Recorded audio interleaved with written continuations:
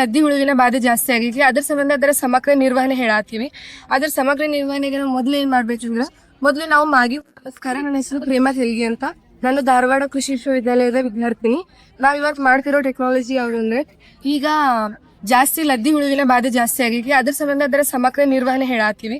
ಅದ್ರ ಸಮಗ್ರ ನಿರ್ವಹಣೆಗೆ ನಾವು ಮೊದಲು ಏನ್ ಮಾಡ್ಬೇಕಂದ್ರೆ, ಮೊದಲು ನಾವು ಮಾಗಿ ಉಳುಮೆ ಮಾಡ್ಬೇಕು. ಬೇಸಿಗೆ ಮಾಗಿ ಉಳುಮೆ ಮಾಡೋದ್ರಿಂದ ಭೂಮಿ ಒಳಗಿರುವಂತಹ ಪ್ಯೂಪಗಳನ್ನ ನಾವು ನಾಶ ಮಾಡಬಹುದು. ಆಮೇಲೆ ಬದುಗಳನ್ನ ಸ್ವಚ್ಛವಾಗಿ ಇಟ್ಕೋಬೇಕು. ಬದುಗಳಲ್ಲಿ ಯಾವುದೇ ಕಳೆಗಳಿದ್ರೆ ಅದ್ರ ಮೇಲೆ ಇವು ಹೋಗಿ ಏನು ಮೇಯ್ತಾವ್. ಸೊ ಅದ್ರ ಸಂಬಂಧ ನಾವು ಕ್ಲೀನ್ ಅಂದ್ರೆ ಸ್ವಚ್ಛ ಇಟ್ಕೋಬೇಕು ಬದುನ. ಆಮೇಲೆ ನಾವು 30 ದಿನಗಳು ಬಿತ್ತಿದ 30 ದಿನಗಳಾದ್ಮೇಲೆ ಇದು ಮೋಹಕ ಬೆಲೆ ಅಂತ ಸಿಗುತ್ತೆ. ಮತ್ತೆ ಇಲ್ಲಿ ಮೋಹಕ ದ್ರವ್ಯವನ್ನ ಹಾಕಿ ಇದನ್ನ 1 ಎಕರೆಗೆ 3 ರಿಂದ 4 ಹಾಕ್ಬೇಕು. ಒಂದು 15 ದಿನ ಬೇಕಾದ್ಮೇಲೆ ನೋಡಿದ್ಮೇಲೆ ಈ ಮೋಹಕ ಬೆಲೆ ಒಳಗೆ 16-20 ಪತಂಗಗಳು, ಗಂಡು ಪತಂಗಗಳು ಬಿದ್ದಿದ್ದು ಅಂದ್ರೆ ಅವಾಗ ನಮ್ಮ ಇಂಜುರಿ ಲೆವೆಲ್ ಎಲ್ಲಾ ದಾಟೈಕೆ ಅಂತ ಅರ್ಥ. ಅವಾಗ ನಾವು ಇದರ ಸಂಖ್ಯೆಯನ್ನ ಜಾಸ್ತಿ ಮಾಡ್ಬೇಕು. ಅವಾಗ 8 ರಿಂದ 10 ಹಾಕೋಬೇಕು ಒಂದಿಗೆ. ಇದರಿಂದ ನಾವು 80% ಲದ್ದಿ ಹುಳುವಿನ ಬಾಧೆಯನ್ನ ಕಡಿಮೆ ಮಾಡಬಹುದು. ಒಂದ್ ವೇಳೆ ಗೊತ್ತಾಗಿಲ್ಲ, ನಾವು ಮೋಹಕ ಬೆಲೆಯನ್ನ ಹಾಕೊಂಡಿಲ್ಲ ಅಂದ್ರೆ ಬೇವಿಯ ಬಿಸಿಲು ಮತ್ತೆ ನಿಮೋರಿಯಲ್ ಇವು ಎಲ್ಲಾ KVK ಮತ್ತು ಅಗ್ರಿ ಕಾಲೇಜ್ಗಳೊಳಗೆ ಅವೈಲೇಬಲ್ ಐತಿ. ಇದು 1 kg 250 ರೂಪಾಯಿ.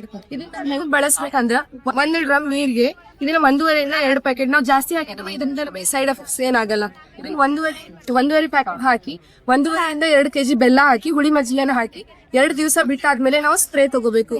ಅವಾಗ ಕೀಡೆ ಮೇಲೆ ಇದು ಜೀವಾಣು ಇರೋದ್ರಿಂದ ಈ ಕೀಡೆ ಮೇಲೆ ಇದು ಬೆಳೆದು ಇದ್ರೊಳಗೆ ಪೌಷ್ಟಿಕಾಂಶ ಮತ್ತೆ ತೇವಾಂಶವನ್ನ ಹೀರ್ಕೊಂಡು ಇದ್ರ ಮೇಲೆ ಬೆಳೆದು ಇದನ್ನ ಸಾಯಿಸುತ್ತೆ. ಈ ರೀತಿಯಾಗಿ ನಾವು ಈ ಕೀಡೆಯ ಸಮಗ್ರ ನಿರ್ವಹಣೆ ಮಾಡಬಹುದು. ಈ ತರ ಇದ್ದಾಗ ಅಂದ್ರೆ ಎಲ್ಲಾದ್ರೂ ಒಂದೊಂದು ತೂತಿದ್ದಾಗ ನಾವು ಇದನ್ನ ಕಂಟ್ರೋಲ್ ಮಾಡಬಹುದು. ಈ ತರ ಒಂದ್ ಬೆಳೆ ಭಾರಿ ಜಾಸ್ತಿ ಆಗಿತ್ತಂದ್ರ ಅವಾಗ ನಾವು ಏನೋ ರಾಸಾಯನಿಕಗಳಿಗೆ ಹೋಗ್ಬೇಕಾಗುತ್ತೆ. ರಾಸಾಯನಿಕ ಒಳಗಡೆ ಸ್ಪೈನೋಟ್ಯಾರಮ್ ಅಂತ ಬರುತ್ತೆ. ಅದೇ ನಾವು 0.4 ml per liter of water ನಾವು ಸ್ಪ್ರೇ ಮಾಡ್ಬೇಕು. ಅದರಿಂದ ಕಂಟ್ರೋಲ್ ಮಾಡಬಹುದು. ಮತ್ತೆ ಬ್ರೊಫೆನಿಡೆ ಅಂತ ಬರುತ್ತೆ. ಅದನ್ನ 0.06 ml per liter of water hockey spray ಮಾಡ್ಬೇಕು. ಈ ತರ ನಾವು ಈ ಕೀಡೆ ಸಮಗ್ರ ನಿರ್ವಹಣೆ ಮಾಡ್ಬೋದು.